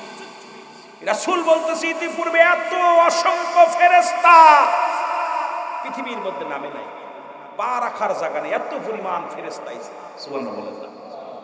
আমার নবী বলেন, সাহাবীরা তোমরা দাঁড়ায় যাও। নবীজি গুটি গুটি পায়ে আসলেন। সময় লেগে গেল, এখান থেকে গেট পর্যন্ত যেতে লাগে 2 মিনিট, রাসূল 20 মিনিট দেরি হয়ে গেল। কথার কথা লেগে গেল 20 মিনিট। রাসূল খুব আস্তে আস্তে করে পাটা ফেলে, একটা পা উঠায় আর একটা পা খুব সাবধানে ফেলে। হযরত ওমর বলে, ইয়া রাসূলুল্লাহ, ইয়া হাবিবাল্লাহ, একটু হেঁটে আসেন। নবী বলে, কেমনে আইব? ওমর রে, এত পরিমাণ ফেরেশতা নামছে, এত পরিমাণ আসমান জমিনের ফেরেশতারা জানাজার নামাজে হাজির হয়ে গেছে। রাসূলুল্লাহ নামাজ শেষ করলো। জানাজার নামাজ শেষ করিয়া রাসূলুল্লাহ সাহাবীদেরকে নিয়ে হাত উঠায়া দিলেন, রব্বে কারীমের দরবারে হাত উঠায়া দিলেন। জিবরিল আমিন এসে বলে, ইয়া রাসূলুল্লাহ, ইয়া হাবিবাল্লাহ, আপনি আজকে যার জন্য হাত উঠাইছেন, যিনি একটা ভুল করার কারণে কেঁদে কেঁদে জীবনটা কাটায়া দিছে, কান্দন সাহাবী। নবী গো, একটা নয়, দুটি নয়, 8টা জান্নাতের দরজা খোলা হয়েছে তার জন্য।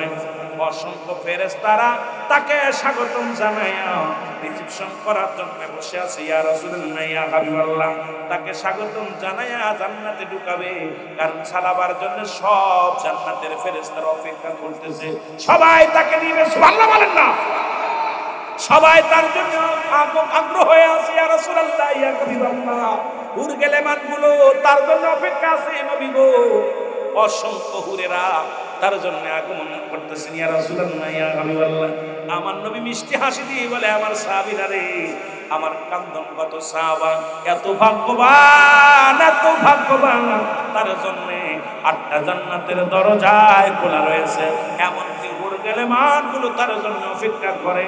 তার অসংখ্য ফেরেশতারা, জান্নাতি ফেরেশতারা জান্নাতের দরজা খুলে অপেক্ষা আছে। ধরে বলেন সুবহানাল্লাহ। এ আমার যুবক ভাইরা, শুনে রাখো, এই জন্য বলি, যুবক বয়সে একবার আল্লাহ বলা, যুবক বয়সে একবার আল্লাহ বলা, আর বুড়ো বয়সে 1000 বার বলা সমান হবে না। আর বুড়া হয়ে গেলে ভুলে যায়, বুড়া হয়ে গেলে সব কিছু বোধ শক্তি কমে যায়। এই জন্য যুবক বয়সে ইবাদত বন্দেগী আল্লাহর কাছে বড় দামি। আর সেই যুবক বয়সে তোরা মোবাইল নিয়ে ব্যস্ত, যুবক বয়সে আজকে সেরি নিয়ে ব্যস্ত, যুবক বয়সে মদ গাঁজা নিয়ে ব্যস্ত। আমি তোদেরকে আহ্বান করবো, তোদের পায়ে ধরে বলে যাবো, যুবক আয়, ফিরে আয়। যে সমাজের যুবকগুলো আল্লাহ হয়ে গেছে, এই সমাজ থেকে দুর্নীতি দূর হয়ে গেছে। ধরে বলেন ঠিক কিনা? একমাত্র দেশ জাতিকে বাঁচাইতে পারে, সমাজকে বাঁচাতে পারে যুব সমাজ। আজকে যে যুবকগুলো আসিস, তোরা যদি 5 ওয়াক্ত নামাজ জামাতে আসিস, তোকে দেখা দেখি বুড়োগুলো আসবে, ছোটগুলো আসবে। এই জন্য যুবকরাই পারে সমাজ, এলাকার মাঝে গান হতে দেবে না। নিয়ত করবো যে আজ থেকে এই গ্রামে কোনো গান বাজনা বাজতে দেবে না। নিয়ত করবো এই মহল্লার মধ্যে কোনো রকম অন্যায় সহ্য করে কোনো জিনা ব্যভিচার চলবে না। যুবকরা ঐক্যবদ্ধ হয়ে সমাজ পরিচালনা করলে এই সমাজে পুলিশ লাগবে না, দারোগা লাগবে না, এমপি লাগবে না, মন্ত্রী লাগবে না। এই সমাজ পাল্টে দেওয়ার জন্য আমার যুব সমাজের দরকার। জোরে বলেন ঠিক কিনা? আরো জোরে বলেন ঠিক কিনা? গত 3 বছর আগে মাহফিল করেছিলাম নোয়াখালী। একটা মাহফিল আমি যুবকদের ওয়াজ করে আসছি। এই বছর যা পার বলতে, হুজুর এই 2 বছরের মধ্যে আমরা এই জমিনের মধ্যে একটা মালা এলাকে মাইক বাজানো দিবে। আমাদের এলাকায় ঢুকতে গেলে ওয়াজ চালাতে হবে। কোন হিন্দুর দোকানে প্রতি আপনার হিন্দুর দোকানে যদি হালকাতা হয় ওয়াজ চালানো লাগবে। হিন্দুর দোকানে আমরা মাইক বাজানো দিই। আমি আশ্চর্য করি বাজান কয় হুজুর আমরা 113 জন যুবক হয়েছি।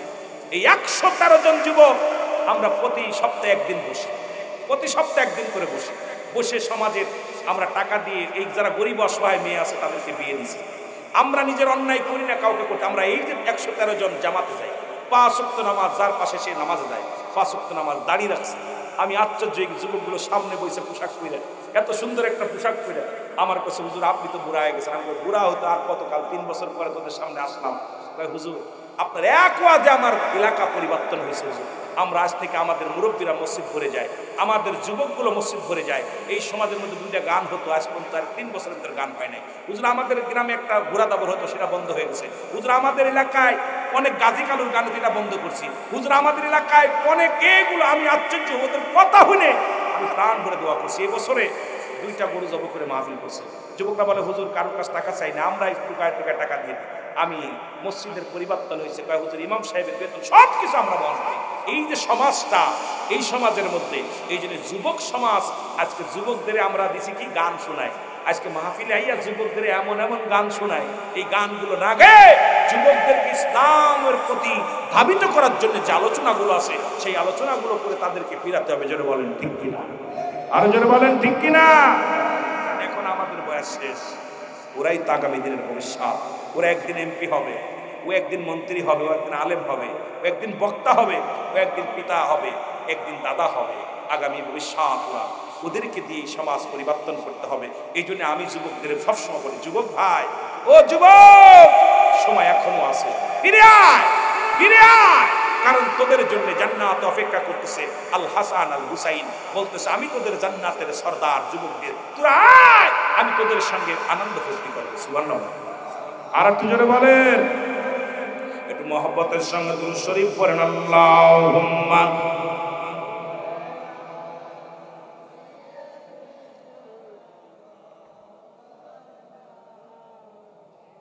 কিরে ভাই কষ্ট হচ্ছে? তাবারক আছে নি? তাবারক আছে? আল্লাহ তাবারকের আশায় সবাই বসে আছে। আল্লাহ এইগুলো মানুষ তাবারকের জন্য মহব্বত করে বসে আছে, জান্নাতের আশায়। মহব্বতে বলেন আল্লাহুম্মা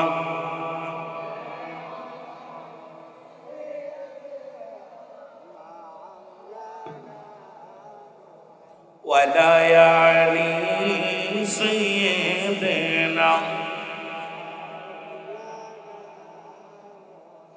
এর দুর্নীতি রইয়া করায় বসে জাহির করে জ্ঞান, কলম দিয়া কামাই টাকা আবার ধরে সাধুর ভানোরা। শিক্ষিত শয়তানোরা, শিক্ষিত শয়তানোরা। এই জোরে কর, ওরা শিক্ষিত শয়তানোরা। ওরা হলো জাতির নাকি মহামারী মহাতন, ফাইলে কলম ঠেকাইয়া চালায় ওরা নির্যাতন। ঠিক কিনা? ওরে ঘুষের টাকায় ওদের ভুড়ি, ঘুষের টাকায় ওদের ভুড়ি করে যে টান টান। ওরা শিক্ষিত, আরো জোরে বলেন, ওরা শিক্ষিত শয়তান ওরা। আবার স্কুল কলেজের দিকটা ভাই দেখো না চোখ মেলিয়া, মেয়েরা সব বই ছাড়িয়া আত শুধু প্রেম লইয়া। ঠিক না? খালি প্রেম প্রীতি, লেখাপড়া নাই, লেখাপড়া শেষ। আবার স্কুল কলেজের দিকটা ভাই দেখো না চোখ মেলিয়া, ছেলেরা সব বই ছাড়িয়া আত শুধু প্রেম লইয়া। আরে অস্ত্র যে তার সঙ্গের সাথী, অস্ত্র যে তার সঙ্গের সাথী, হইতেছে মস্তান। ওরা শিক্ষিত। আগস্টের পরে বুঝলাম যে সন্তানাস হয়েছে যুবকরা। প্রতিটা বিশ্ববিদ্যালয়ে বইয়ের বদলি দেখলাম সব রামদা, ড্যাগার, পিস্তল, দোনালা। আই হায়, এ কি?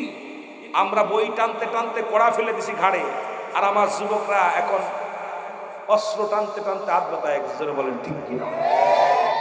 এ যুবক ফিরে আয়, ওগুলো বন্ধ কর। খাতা কলম, খাতা কলম, খাতা কলম, নামাজ, মা বাবার খেদমত, পরিবার পরিজনের দেখাশোনা কর। আমার ভাইরা, আমার বন্ধুরা, আমার এ জীবন জীবন নয়, এমন একটা জীবন আসবে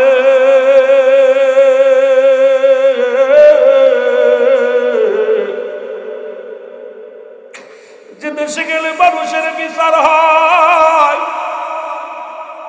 যে দেশে গেলে মানুষের বিচার হয়। আবার যুবকরা, তিনটা বিপদ। নাম্বার 1 হলো মানুষের মরণ,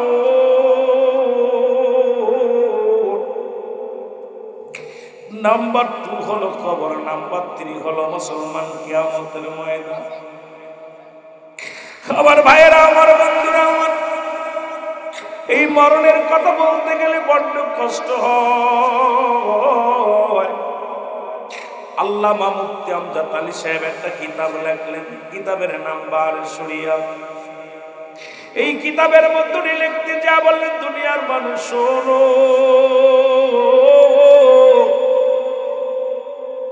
70টা তাজা উটের গায়ের চামড়া জবাই না করিয়া উল্টো দিকে টান দিয়া লবণার মরিচ লাগায় দিলে যতটুক যন্ত্রণা হয়, এর চাইতে 70 গুণ যন্ত্রণা একটা সাধারণ দিবস। এখন যারা মরণকালে পায়খানা করে দেয়, এখন যারা মরণকালে প্রস্রাব করে দেয়, এখন যারা মরণের সময় তাদের চোখ দুটি বড় বড় হয়ে যায়, মরণের সময় যাদের জিহ্বা বাইর হয়ে যায়, কত মানুষের দাফন করাইলাম, কত মানুষের গোসল করাইলাম, এর কত মানুষের কাফন করাইলাম। দেখেছি মৃত্যুর সময় চোখ দুটি বড় বড় হয়ে গেছে, চোখ দুটি বন্ধ করা যায় না। আরে মুসলমান, এ বুড়ি সঙ্গের বাদানরা, আমি এসেছিলাম এবছর ত্রাণ দেওয়ার জন্য এই জমিনের মধ্যে। জীবনে ভাবতে পারি না এই বুড়ি সঙ্গের জমিনে এত পানি হবে, এত মানুষের ঘর দরজা তলিয়ে যাবে। আমি গুনাহগার, নিজে এসেছিলাম কুমিল্লার জমিনে। ওরে মুসলমান, আব্দুল কুদ্দুস ভাই আমার সঙ্গে ছিল, ট্রাক ভরে 3 ট্রাক মাল নিয়ে যখন এই জমিনের মধ্যে আসলাম মাগুরা থেকে, এই মানুষগুলো ত্রাণ দেওয়ার জন্য আমি গুনাহগার এসেছিলাম। ওদিন কত টাকাওয়ালা, কত বাড়িওয়ালা কেঁদে কেঁদে বলেছিল, মাওলানা সাহেব আমাদের টাকার অভাব নাই, খানার অভাব। আরে আমাদের ঘর দরজার মধ্যে কত টাকা পয়সা পড়ে আছে, আজকে ভিখারির মতো হাত বাড়ায় আনছি। খবর ভাইরা, ওদিন এসেছিলাম, দেখেছিলাম মরা লাশ, কলার ব্যয় করে আনা হচ্ছে মুরব্বীর লাশ। এই পরিসংঘের ভিতরে লেখা ছিল, যদি কোন হৃদয়বান মানুষ পান, আমার আব্বাজানের মাটি দিবেন, একটু উঁচু ভূমির মধ্যে আব্বাজানের কবরটা দিয়ে দিবেন। এই কবরটা দেওয়ার মতো জায়গা ছিল না। রব্বুল আলামিন সব কখন যে কখন গজব দেয় রে মুসলমান, শুনে নাও। আজকে যে আমাদের কেন ভয় নাই, সেই মরণের চিন্তা নাই। আল্লাহ কয়, কুল্লু মান আলাইহা ফান। আল্লাহ বলে, বান্দার এই জমিনটা আমি রাখবো না।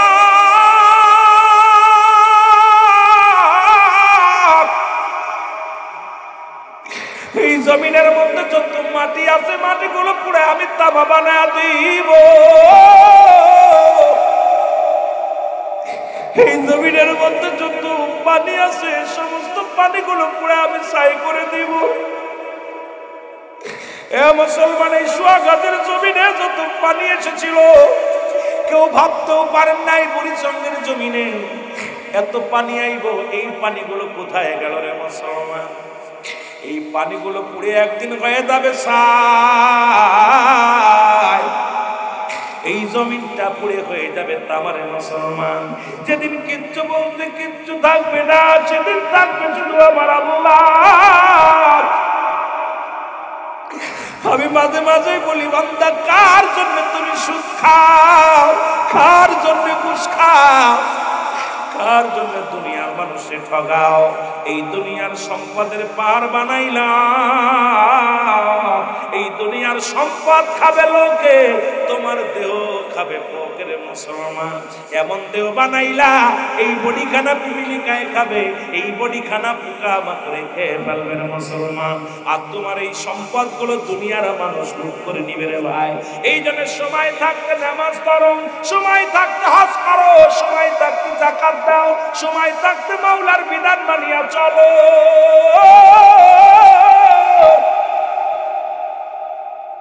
যদি কবরে বাঁচতে চাও, যদি জাহান্নাম থেকে বাঁচতে চাও, এর কুমিল্লার জমিনে একজন ইমাম সাহেব মারা গেল, 27 বছর পরে তার লাশটা উঠানো হলো।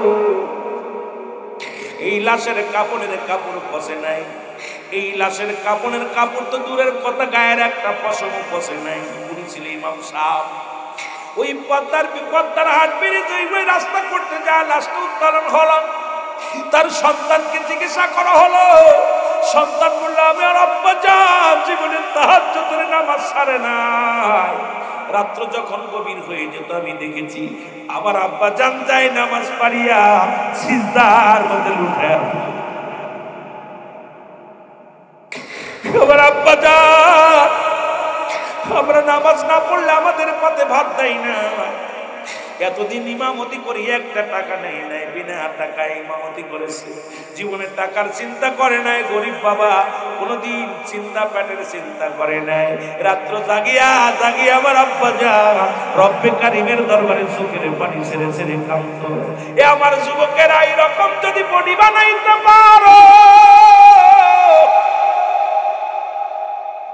এরে মুসলমান, এই দুনিয়ায় কাপড়ের কাপড় পচবে না তোর কবরে। ও মুসলমান, তোর বডি পচবে না কবরে। এই জন্য আজ থেকে তোমরা সচেতন হয়ে যাও রে যুবক। আজকে কার জন্য টাকা পয়সা বানাইলা, কার জন্য গাড়ি বাড়ি মালিক হয়ে গেলা, কার জন্য আজকে স্ত্রীকে খুশি করতে যাইয়া সুখ খাও, সন্তানকে ভালো রাখার জন্য তুমি ঘুষ খাও, বিদেশে বাড়ি জমাইলা, কত আত্মসার করলা। এই দুনিয়ার কিছু বলতে কিছু নিতে পারবা না রে মুসলমান। সব কিছু করে থাকবে, তুমিও থাকবা না, আমিও থাকবো না। এই দুনিয়ার মায়া ছেড়ে চলে যেতে হবে। জোরে জোরে বলেন ঠিক কিনা? বড় আশ্চর্য, এতদিন কবরে শুয়ে আছে, একটু কাফনের কাপড় পচে নেই।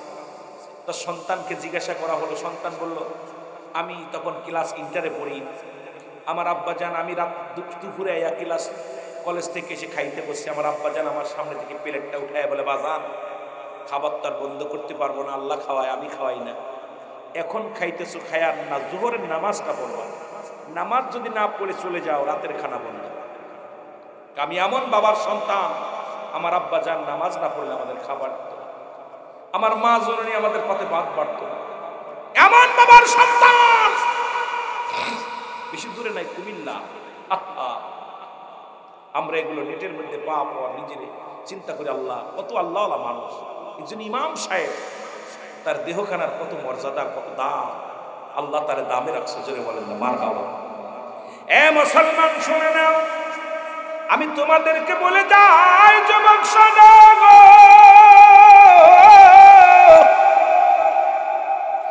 এক নম্বর বিপদ হলো মানুষের মরণ।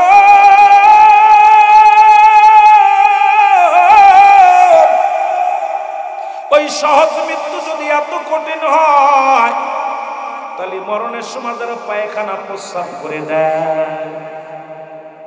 কত মানুষের গোসল করাইলাম, করে গোসল করানোর সময় দেখেছি মুসলমান পায়খানা করে দিছে, প্রস্রাব করে দিছে, চোখ দুটি বন্ধ করা যায় না, জিহ্বাটা বড় হয়ে গেছে, ভিতরে আর দেওয়া যায় না, নাক মুখ দিয়ে রক্ত বাইর হয়, হাত পা বেঁকা হয়ে যায়। কত বাবার পাটা বেঁকা হয়ে গেছে, রশি দিয়ে বাঁধা হয়। আল্লাহ, তুমি কেউ এমন মরণ আমাদের দিও না, ওই কষ্টের মরণ আমাদের দিও না। ইদ্রিস আলাইহিস সালাম জান্নাতের মধ্যে আছে, ইদ্রিস আলাইহিস সালামকে ডাক দিয়ে বলে, বন্ধু তুমি কেমন আছো? ইদ্রিস আলাইহিস সালাম ডাক দিয়ে বলে রব্বি কারীম,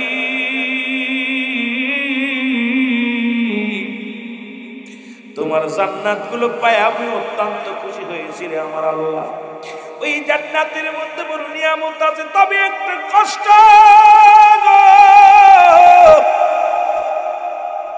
সেই কষ্টটা আমার মৃত্যুর সময় তোমার আজরাইল আমার সাথে ভালো ব্যবহার করে নাই। তোমার আজরাইল আমারে যন্ত্রণা দিছে, কষ্ট দিছে। আল্লাহ বলে আজরাইল তাড়াতাড়ি যা। ইদ্রিস আলাইহিস সালামের কাছে আজরাইল চলে আসছে, সালাম দা, আসসালামু আলাইকুম নবী ইদ্রিস আলাইহিস সালাম। বলে আজরাইল রে, আগে বলো আমার রূহটা তুমি কেমনে বাইর করেছিলে? ওরে আজরাইল ডাকতে বলে হুজুর,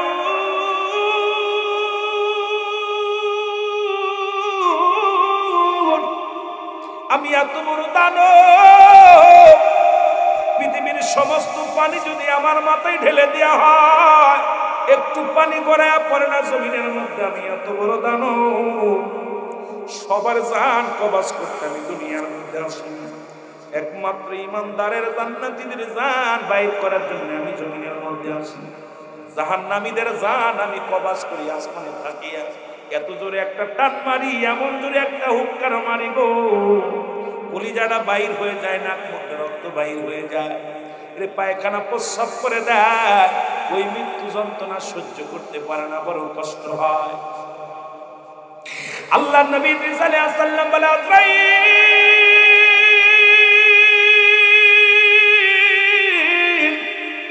আগে বলো তুমি আমার রূহটা কেমনে বাইর করেছো?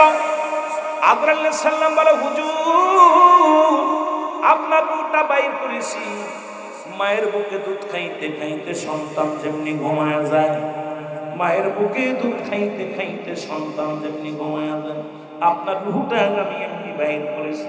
ইমানদারের মৃত্যু হয় আটা গোলাইয়া খামির বানাইয়া, এই খামিরের মধ্যে যদি একটা চুল পড়ে যেমন অনায়াসে টানতে বাইর করে নিয়ে আসে, যেমন কিছুটা দেখলেন অনায়াসে বাইর হয়ে গেছে, কোনো জোড়া জুড়ি নাই। ইমানদারের মৃত্যুটা ঠিক সেমনি হয়। আপনার মৃত্যুটা অতি আসানে করেছি। ইদ্রিস আলাইহিস সালাম ডাকতে বলে আজরাইল, এই মৃত্যু যদি এত কঠিন হয় রে, আরে ও আজরাইল, এত সহজ মৃত্যু আমি আর কলিজাটার মধ্যে আঘাত লেগেছে। মন বলল আমার গায়ের চামড়া গুলো তুমি ছিঁড়ে ফেলেছো, মন বলল আমার কলিজাটা তুমি কান্দে বাইর করে ফেলেছো, এত কষ্ট তুমি আমারে দিছো ও আজরাইল। আর এই মৃত্যু যদি এত সহজ, মৃত্যু যদি এত কঠিন হয়, যারা মরণের সময় পায়খানা প্রস্রাব করে দেয়, মরণের সময় যাদের জিহ্বা বাইর হয়ে যায়, মরণের সময় যাদের চোখ দুটি বড় বড় হয়ে যায়, তাদের মরণটা কত কঠিন হয়। আব্বারে, এই মরণ থেকে পালানোর মতো পথ নাই। পালাবেন কোথায়? কোথাও পালাবেন। যেহেতু দুনিয়ায় আসছেন, স্রষ্টার মৃত্যু নাই, সৃষ্টির মৃত্যু আছে। এইটা জানা পরও যদি আমরা অন্যায় না ছাড়তে পারি, এটা জানা পরও যদি নামাজ না ধরতে পারি, এটা জানা পরও শুধু ছাড়তে না পারি, এটা জানা পরও অন্যায় কাজ লিপ্ত থাকলে বড় ভিতরে কষ্ট লাগে। আল্লাহ হয়তো 50 বছর, 60 বছর, 80 বছর বাঁচবে, এই মানুষগুলো যারা এই পর্যন্ত পয়সা গেছে এত পর্যন্ত আমরা যেতে পারবো। হায়াত এই অবস্থা খুব খারাপ। সুতরাং আমি আপনাদের অনুরোধ করব, এই দুনিয়ার মধ্যে কদিন থাকবো, এই দুনিয়ার থাকার জায়গা না। আল্লাহ আমাদেরকে ঈমানের সাথে যেন থাকার তৌফিক দান করে সকলে বলে। সুন্নিয়তের প্রচারের স্বার্থে ভিডিওটি লাইক, কমেন্ট ও বেশি বেশি শেয়ার করুন। আমাদের সাথেই থাকুন।